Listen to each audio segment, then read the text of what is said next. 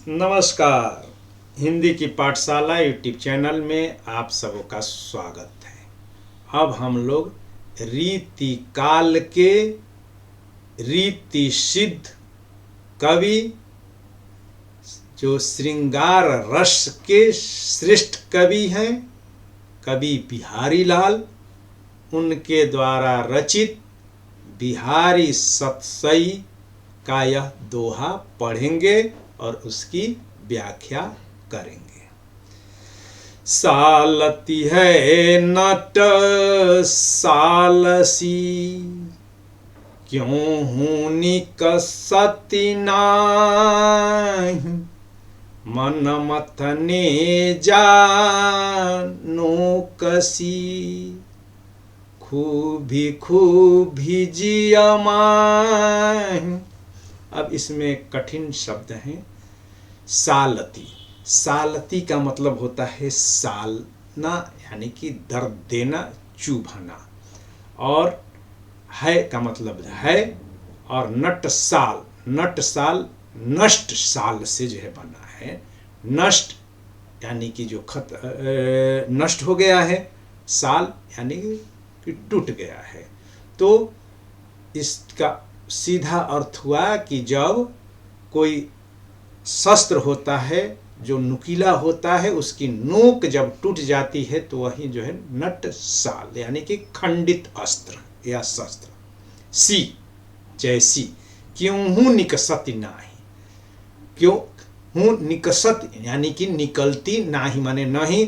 मनमथ नेजा, मनमथ का मतलब कामदेव है। नेजा, नेजा यानी कि जो है तलवार भाला की नोक का नुकीला जो हिस्सा होता है वह नोक है। सी खूबी, खूबी यानी कि जो है खूबना, खूबना यानी कि जो है चुभ जाना। और दूसरा खूबी का अर्थ होता है कि कान में जो औरतें एक प्रकार का जो है गहना पहनती है, उसी को खूबी कहते हैं। जीय का मतलब हृदय, अमाही का मतलब में। अब इसका संदर्भ है कि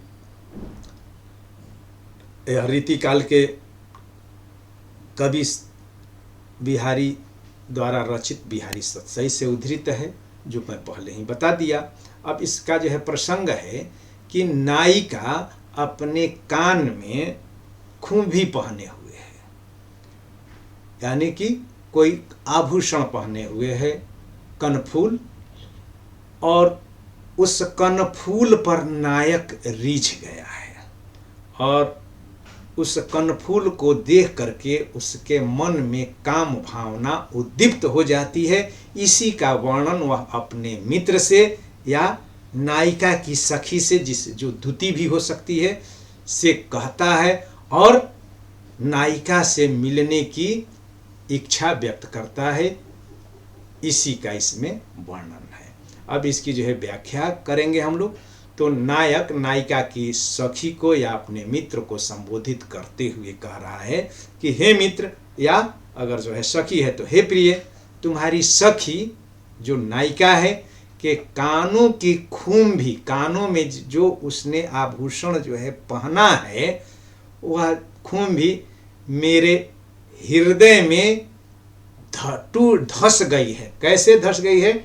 ठीक वैसे ही जैसे कि जो है कामदेव जो भाला हो या नेजा, उसकी जो है जब वह वार करते हैं, वार किए तो वार करने के बाद जब उसका नुकीला भाग जो है टूट जाता है, शरीर में ही जो है रह जाता है और वह निकाले फिर निकलता नहीं है, वैसे ही तुम्हारी सखी की या अमुक नायिका के कानों की खूंभी मेरे हृदय में कामदेव के नेजा की नोक की तरह टूट करके धंस गई है और वह मुझे बहुत पीड़ा पहुंचा रही है।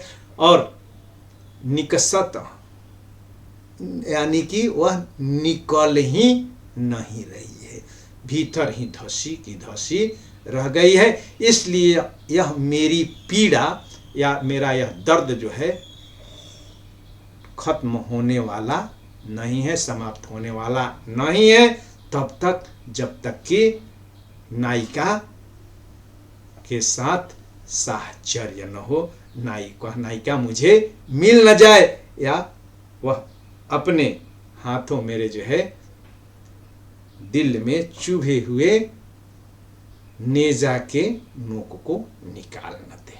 अब इसमें विशेष है कि इसमें प्रक्रिया नायिका का चित्रण है, और इसमें खूबी में यमक अलंकार है, जिसमें एक ही शब्द की आवृत्ति होती है और उसके दो अर्थ होते हैं।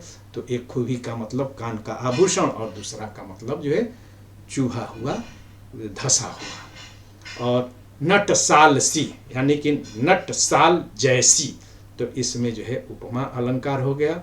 और मनमथ नेजा नोक, मन के को मथने वाले कामदेव के नेजा की नोक के समान, तो यहाँ पर उपमा दी गई है, खुंभी की उपमा, तो इसलिए इसमें उपमा अलंकार है। अनिकसति नाही, नेजा नोक में न की आवृत्ति होने के कारण छे का अनुप्रास है।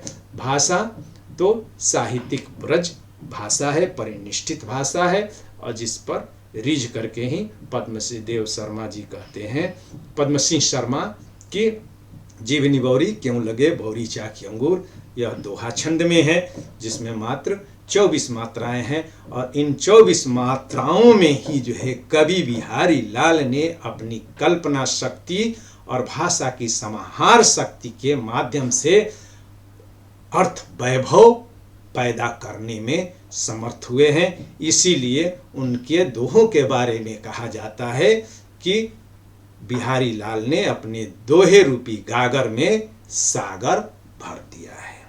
बहुत बहुत धन्यवाद। इसको लाइक शेयर और सब्सक्राइब करना है।